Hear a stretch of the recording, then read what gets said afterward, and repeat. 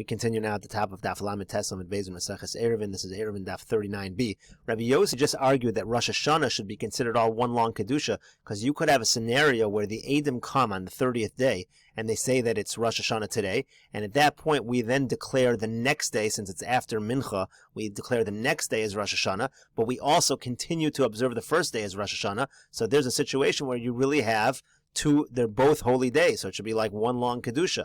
So what do the Rabbanan respond to that argument? The Gemara says, V'Rabbanan, the Rabbanan will respond, Hasam ki hechi de lo lezulzulebe. That's a totally different reason. In reality, in that situation, the next day is really, the second day is really Rosh Hashanah, the first day is really a weekday. We just continue to keep the first day as Rosh Hashanah, because otherwise people are going to be mezalzel.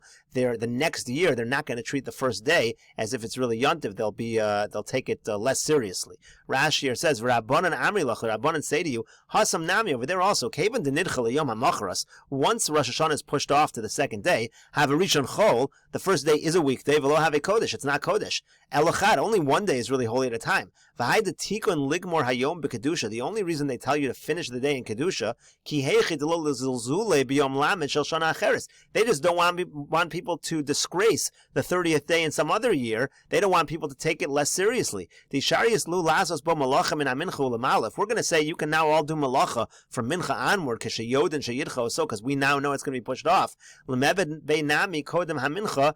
V'shema yavo edem kodem hamincha v'hayom kodesh. Then they're going to say, oh, listen, we're going to do this before mincha also, but maybe in another scenario, in another year, Edom will come before mincha v'hayom kodesh, and today will actually be kodesh. V'nimsa sha'asim malacha b'yantiv, and it's going to come out that they do malacha on yantiv. In other words, in a situation where Edom come after mincha, the next day is kodesh, today is really chol. And if we tell people, oh, that's actually the truth, all along it was really chol, then the next year, before mincha, they're going to decide, let's do malacha. It'll probably, Edom are probably going to show up. But in that situation, if Edom show up before mincha, today actually, the first day actually was Yontif, and you're going to have a problem that everybody actually did malacha on Yontif. So it's for that reason that we say from mincha and onward, we tell people not to do malacha, even when it's pushed off to the next day, but it is not really one Kedusha according to the Rabbanan. And the Gemara continues at the two dots, V'yodam Rabbi Yehuda, the Gemara says, Utsricha, we need all three cases of Rabbi Yehuda. Rashi says, Utsrichi Rabbi Yehuda lo oroye debeis kedusha saying, Rabbi Yehuda needs to teach us that the 2 days of Rosh Hashanah are two separate kedushas,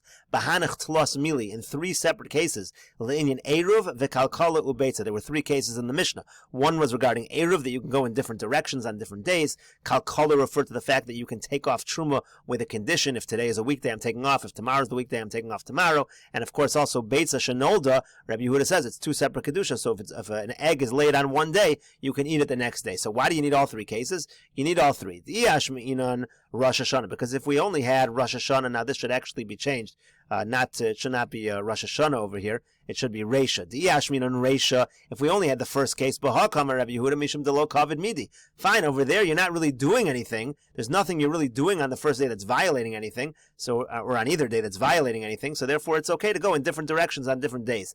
Avol Kalkalabo. When it comes to the case of the basket, the Michsi Kemesakin Tivla. It looks like you're actually fixing Tevel on Yontav in that scenario. So Ema Modu Luhu Rabbanan. I might say that Rabbi Yehuda admits to the Rabbanan that already you can't do. When you're doing something that looks like you might be doing an Isra on Yontiv, we don't allow you to do that on a Tanai.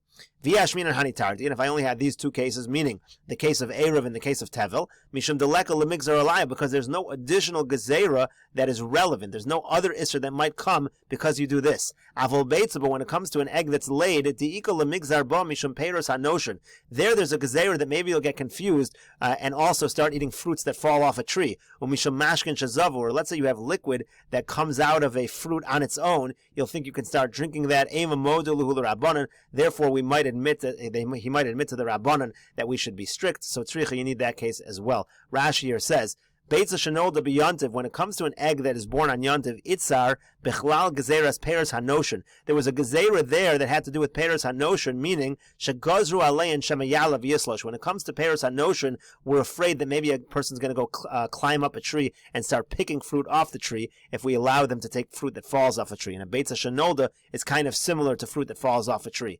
Some people say, let's say liquid flows from a grape on its own, you might then come to squeeze the grapes. There's a gezerah, you might squeeze the grapes. This argument takes place in the first sugya of Beitza, so there's additional gezerahs that are relevant, so maybe there's reason to think that these cases would be more strict. The Gemara now continues at the two dots with a brisa. Tanya, we learned in a brisa, how does Rabbi Yehuda say that a person can make a t'nai in a basket of tevel on the first day of Yom Tov and eat it on the second day? It works as follows. Let's say a person has two baskets in front of him, they're both tevel. Omri says as follows. If today's a weekday and tomorrow's the holy day, then right now I'm making this basket truma for that basket. And if today's the holy day and tomorrow is the weekday, I said nothing. And he calls it truma, and he leaves it for the next day. And the next day he says, if today is a weekday, I'm setting aside the truma now, this basket on that basket.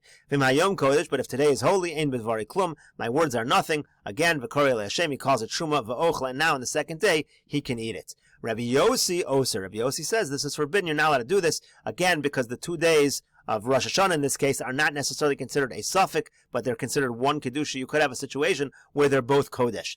But the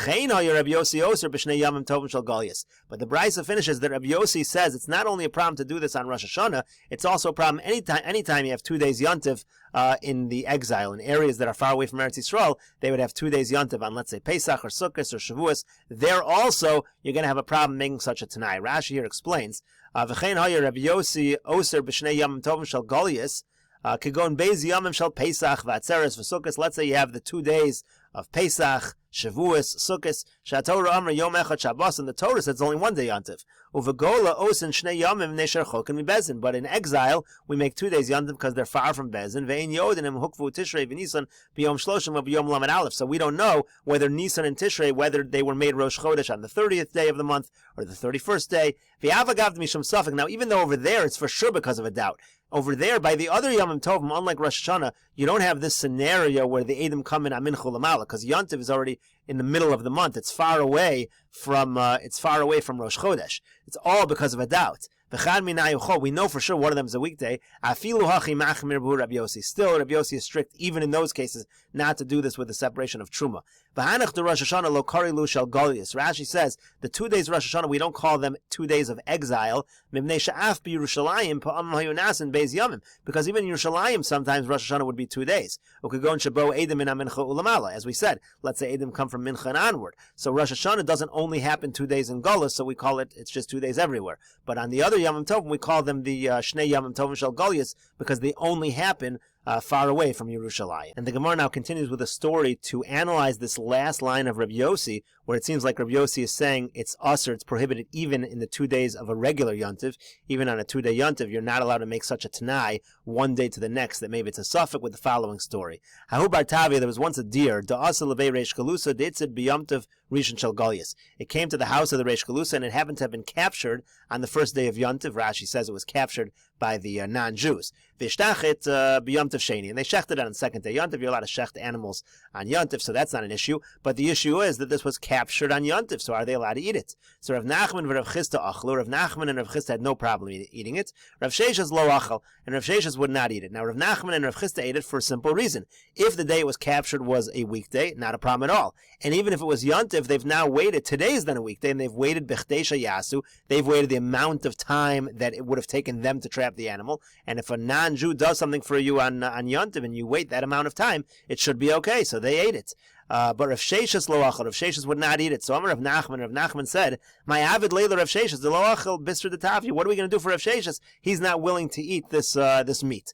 Amar le Rav Sheshes said, "V'hechi echel, how could I eat it?" The Tani Isi, because Isi taught. V'amri lo Isi Tani, some people said, did Isi not teach? V'chein haya Rabbi Yossi oser shnei yamim tovim shel Golias. The Rabbi Yossi says, even on the 2 yamim tovim of Golias, even on a regular 2 day yontiv, let's say Pesach, Shavuos, or Sukkos, you have this problem. You cannot work with this kind of a suffix that maybe yesterday was a weekday, maybe today was a weekday, and therefore mimanavshach, you can do this malacha. In this case, you can eat the meat. So we should be machmer like Rabbi Yossi, he said.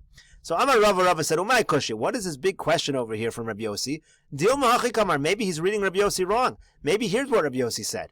V'chein haya Rabbi Yossi oser b'shnei yamim tovim shel Rosh Hashanah begola. Maybe he meant that on the 2 days of Rosh Hashanah, it's usher even in the exile, meaning not only in Yerushalayim, but anywhere you are, we have to be strict on the 2 days of Rosh Hashanah. Gemara says, no, that can't be what he meant. Ihachi shel Golius. He shouldn't have said the 2 Yamim Tovim of Golus. Begola miboile. He should have said, in the exile on Rosh Hashanah, you have to be strict as well.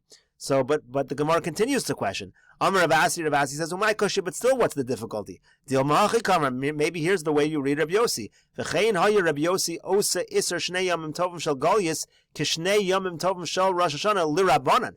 Maybe what Rabbi Yossi was saying was that Rabbi Yossi agrees that on 2-day yontivs of the other holidays we are lenient, like the Rabbanan are lenient on Rosh Hashanah. He meant that it's similarly we're lenient on these kind of 2-day yontivs.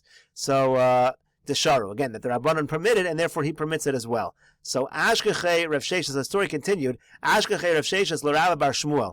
Later on, Rav Sheshes found Rava bar Shmuel, and Amar Le, he said to him, Tani mar midi b'kedushos. Do you have anything to teach me with regard to this issue of two days of kedusha? Is it considered 1 kedusha, 2 kedushas? Is it considered a suffix? What did you learn from this? Amar Le said to him, Tanina, we have the following, we learned as follows, Moda Rabbi Yossi b'shnei yam tovim shel Golius. That Rabbi Yossi admits by the 2 Yamim Tovim Shel Golius, and from the language of Moda, from the language of admitting, it sounds like Rabbi Yossi is saying he admits to be lenient in those situations. So exactly not like Rav Sheshes said. It's apparently Rabbi Yossi is going to be lenient. Why was Rav Sheshes being strict? Amar Le, so Rav Sheshes responded to him, if you find those other Amoraim, lo teima luhu v'lo midi. Please don't tell them what you just told me, because then I'm going to be embarrassed. I was strict for no reason. Apparently I misunderstood Rabbi Yossi's statement. Amar Rav Ashi said, L'didi Amar li Ameimar, to me Ameimar told the story, Hahu bar Tavia, that in the situation of this deer, La vitzu deitza, the story was not that it was trapped. Rashi says, La vitzu deitza, devadai pshita leila Rav Sheshes, Tashari b'sheni. If it was trapped on the first day, Rav Sheshes would have known for sure that it's permitted on the second day. That was not actually the issue, and we'll continue this discussion in the next video on Daf Mem Amud Aleph.